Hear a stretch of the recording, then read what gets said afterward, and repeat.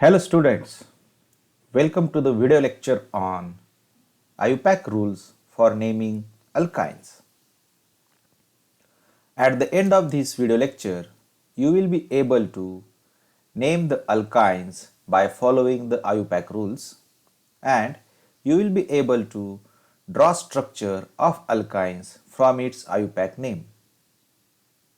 Dear students, alkynes are the hydrocarbons that contain carbon-carbon triple bond. So it is called as unsaturated compound as it contains carbon-carbon multiple bonds. You will very well know that the alkene has the common molecular formula CnH2n and its structural formula is like that. If you want to convert this alkene into alkyne, then we have to add one more bond between this carbon atom. So these carbon-carbon triple bonds will form. For that purpose, we need to remove these two hydrogen atoms. So two hydrogen atoms are removed from the alkene, then it will convert the alkyne. So molecular formula get change of alkyne like that Cn H2n minus 2 because two hydrogen are removed from the alkene, so it will becomes carbon-carbon triple bond. So this is all about the molecular formula of alkyne. For alkyne compounds, the common suffix are used is YnE. You have to replace the ANE from alkane and add YnE, the name becomes alkyne. So this is the common suffix used for the alkynes. For example, this compound is called as acetylene. The most commonly used name for ethyne is acetylene, which is used industrially. The IUPAC name of this compound is ethyne, but commonly it is known as acetylene. Another example of alkynes is propyne, or it is pronounced it as prop1-ene. So let's see the IUPAC rules for naming the alkynes.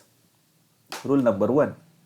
Select the longest carbon chain containing triple bond, and this chain is regarded as parent chain. So in that example, this chain is the longest carbon containing triple bond. It may be written in this format also.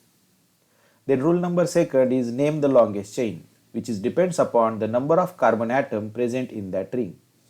So firstly you have to give the name depending on number of carbon atom as alkane by following this table, and then you have to replace the ANE of alkane by suffix used for alkyne is YnE. So remember that whenever you are giving the name to the alkynes, you have to replace the ANE of corresponding alkane by YnE, so name becomes alkyne. For example, this is the parent chain of one compound containing 4 carbon atoms. So name of alkane is butane. So you have to replace ANE of butane and add YnE suffix for alkynes. Then name becomes butyne. Then rule number 3 is number the chain. You have to start the numbering to the longest chain in a such a way that the triple bond containing carbon atom must possessing the lowest possible number. So you have to start at the end closest to triple bond. So in that example, the triple bond is started from this end, that is from left to right. So you have to numbering either from right to left, or you have to number from left to right. So in that example, the one number is given to the carbon atom at which carbon-carbon triple bond get forms. But in this numbering directions, we have started from right side. So number given to the carbon containing triple bond is 3 and 4. So this is not the lowest possible number. This is the correct as the carbon containing triple bond having the lowest possible number. That's why this direction of numbering is correct and this is incorrect. Next rule is indicate the position number of triple bond. always you have to use the prefix of position number of first carbon atom involved in triple bond. So in that example, the triple bond containing carbon atom has one number and two number. So which one is lowest? Definitely one is the lowest. So name of this chain is 1-butyne. 1 is the position of carbon-carbon triple bond. So you have to mention the position of triple bond by prefixing the position number. Then you have to identify the substituents if present, then give the name and its position number. So remember that the position number and name of the substituents are placed as a prefix to the parent name. So in that example, if you find out there is methyl group which is located on third carbon atom of chain, so the name is 3-methyl, that you have to mention position and name of substituents, and it is separated by the hyphen. So name is 3-methyl 1-butyne. Suppose the same substituents are present 2 or more times, then you have to use di, tri, tetra, penta prefix for the substituents which are present more than one times. Suppose 2 or more different substituents are used, then you have to follow this rule. You have to first arrange the name of substituents in their alphabetical orders. So don't forget these two rules about the substituents. So dear students, here one activity for you. Just pause the video for a while and think on how to give name for these compounds. Try to solve these questions and then start the video. Hope you have solved this question. Let's see the name of this question. So first rule is select the longest continuous carbon chain containing triple bond. So in that example, we have 1, 2, 3, 4, 5 carbon atom. So name is pentane. So A and E is replaced by Y and E. So name is pentyne. Then numbering this chain in such a way that carbon containing triple bond must possessing the lowest possible number. So we have to choose the numbering from left to right, as it gives the 2 number and 3 number to carbon containing triple bond. If you numbering from right to left, then 1, 2, 3 and 4. So this numbering gives 3 and 4. So this is not lowest possible number. So this is incorrect. So this direction is correct. So position is 2. So just use the prefix 2 on the parent name. So name becomes 2-pentyne. Then identify the substituents present in that example. The substituent's name is 4-methyl as it is attached on 4 number carbon atom. Then you have to mix the substituents names and parent name. Likewise, so 4-methyl 2-pentyne is the correct name of this compound. So let's try another example. So this is the example. You may draw the structure like this or like this. So rule number 1, select the longest continuous carbon chain containing carbon-carbon triple bond. So if you draw the structure like that, remember that these positions are also having the carbon atom. So numbering start from here, from these directions, and by using these directions, the lowest possible number given to the carbon atom having carbon-carbon triple bond. So it contains 6 carbon atoms, so name is hexane. So A and E is replaced by Y and E. So name, and this Y and E means carbon-carbon triple bond started from 2 number carbon atoms. So use prefix 2 Y and E, that is 2E. So methyl substituent is present at 5th number position. So use 5-methyl. And name of this compound is 5-methyl 2-hexane. Most of the times students made an mistakes, that is they may write like 2-methyl 4-hexene, means they have started the numbering from these directions. So don't do that. First you have to give the preference to the carbon-carbon triple bond and then give preference to the substituents. In case of compound containing only the substituents and carbon-carbon triple bonds, not any other functional groups.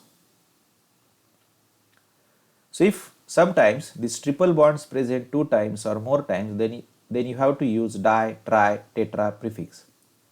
If alkynes containing 2 double bonds, then they are named as alkadines. So di here represents the triple bond present 2 times. So for that example, name is first 4 carbon atom, so butane. So A and E is replaced by Y and E, and di prefix is used as triple bond present 2 times. So name is 1,3-butadiene. 1 and 3 is the position of triple bond presents in that structure. Suppose this is another example. You have to give the numbering. 7 carbon atom, so heptane. Diene as 2 triple bond is present, so 1,4-diene. Methyl is a substituent present at 3 number position, so 3-methyl. So 3-methyl 1,4-heptadiene is the correct name of this compound. So just try to draw out the following molecules by following the IUPAC nomenclature. Try to draw the structure of these compounds and then start the video. Let's see how to draw. So step number 1, you have to draw a parent chain and number it. So as name suggests, it is pentane, means it containing 5 carbon atom. So draw the 5 carbon atom first and give the numbering from any end. Step number 2 is you have to add a triple bond depending on their position number. If you see the name, it containing 2 position number and Y and E means carbon-carbon triple bond. So you have to draw the carbon-carbon triple bond starting from carbon number atom 2.